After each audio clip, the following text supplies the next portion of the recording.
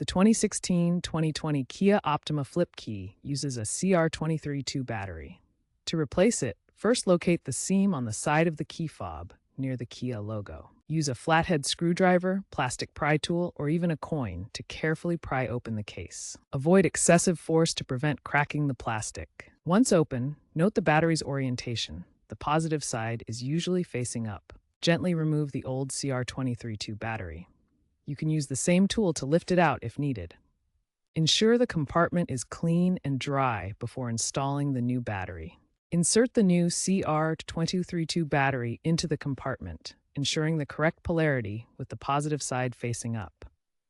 Double-check the orientation to avoid issues. Carefully snap the key fob case back together. Press firmly along the seam until it clicks shut completely. Test the key fob functions, such as locking and unlocking the vehicle, to confirm the new battery is working. If the remote doesn't work, reopen the fob and make sure the battery is correctly installed and the contacts are clean.